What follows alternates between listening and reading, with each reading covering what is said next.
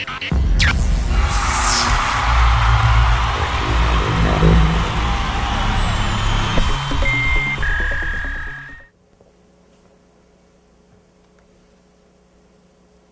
talked pretty much about the Partners for Change. This is the part of our website that went live when we actually started selling product, and that was in March.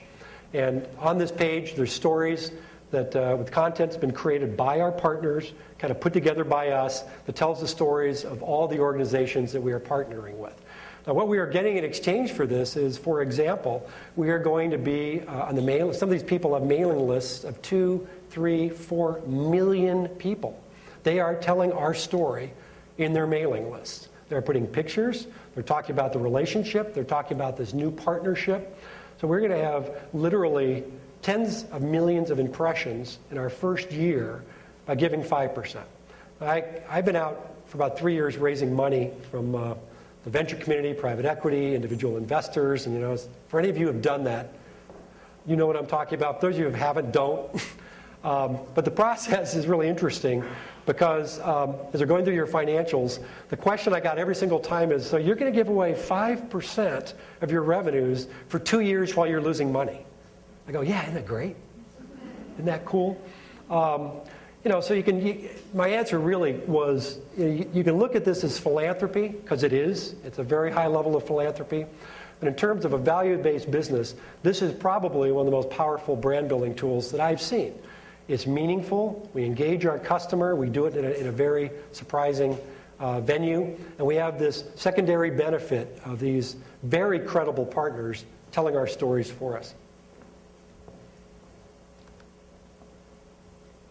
So now the website's up. The stores are open. We have 4 stores open right now in Chicago, Portland, Seattle, and Boulder. We're opening 15 to 20 stores next year. We're going to have another store up on Northwest 23rd for those of you in Portland who don't want to wander down the freeway. We'll have one in our neighborhood. Again, we're a startup. There's a lot of ideas here, some of which are beginning to be proven and some of which aren't yet. So I'd be happy to come back and talk about which ones are actually working in a year. But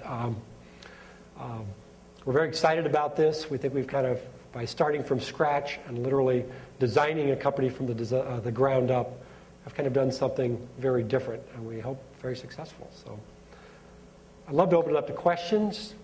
Yeah.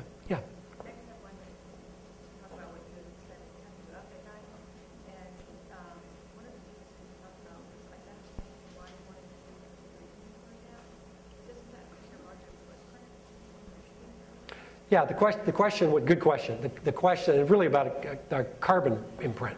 The question was, by having our inventory centrally located and then shipping it to individual customers, isn't our carbon impact greater? No, is the short answer. We asked the same question. Actually, anyone who's been involved in retail, the number of shipments that are done is not just the shipment into the store or the warehouse. End of season, when people have their inventory out in stores, particularly in a large store network, that inventory is then shipped around numerous times between stores and geographies to close out the product at the end of season. By centralizing the bulk of our inventory in one place, we only ship it once. We ship it either to the store or to a customer. There's some return things that happen in any event.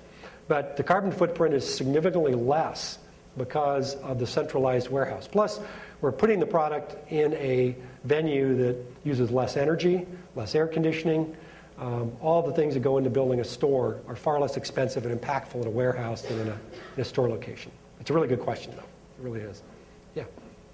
You created this buzz, community, this momentum. What's next?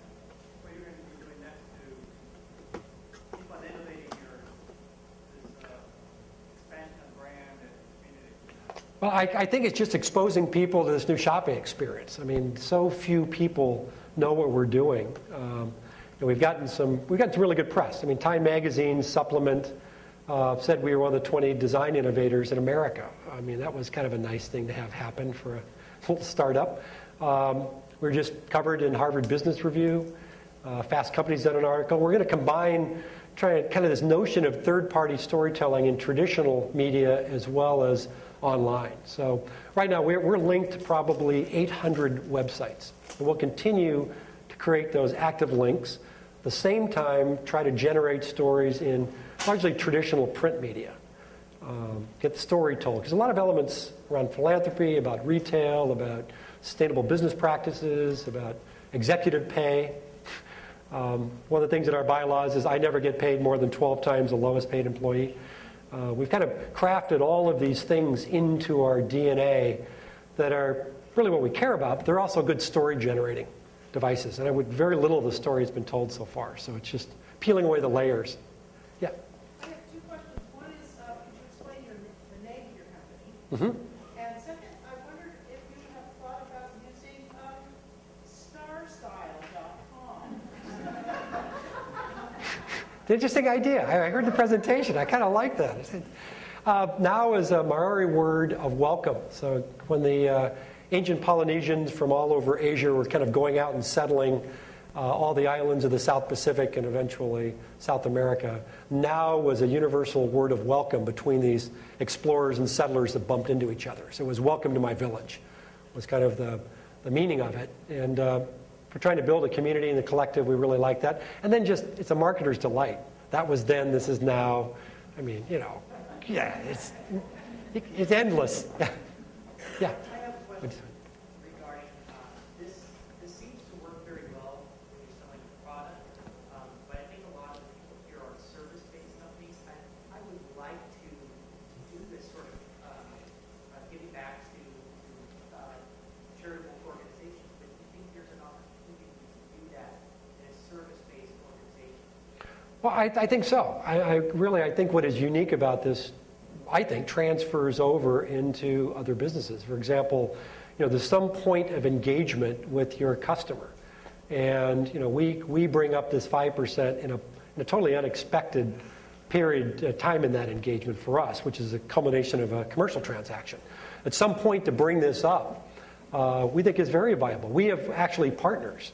Wagner Engstrom, the PR agency, it's from Seattle, Portland. They're giving away 5% of our agency fees. So we're inspiring, trying to get other businesses to do the same thing we're doing and create a ripple effect with it. But I think it's not unique to us. I think we have some advantages of having a physical presence at a place, someone to explain it and to talk about it, and you know, Partners for Change wall. But I think the idea we can apply anywhere. Yeah. Yeah. Are you profitable, and if not, are you forecasting profitable? No and yes. Our financials show us profitable in 2009, which is actually faster than most retail apparel companies. That's the plan. It's just there's a lot of capital. We're planning by 2010. We're planning having 150 stores. Very capital intensive, even with a smaller footprint. Rolling out 20, 40 stores a year takes a lot of capital. So, otherwise, if we just stopped growing, we'd be profitable very quickly. All that's being spun back into building new stores. Yeah. As a service-based, values-based business, you mentioned that you raised capital and you were trying to get all this work. And when we were starting our business, the conversations we were having were basically your values-based, you're not talking about your exit strategy and capital interest. So I'm curious how you negotiated that conversation. Yeah. Because it sounds like you were kind of going in the same direction we were, except you actually got one. Yeah. Well, I think it's kind of a testament to kind of this values-based shift. Even people who don't embrace the values see the shift.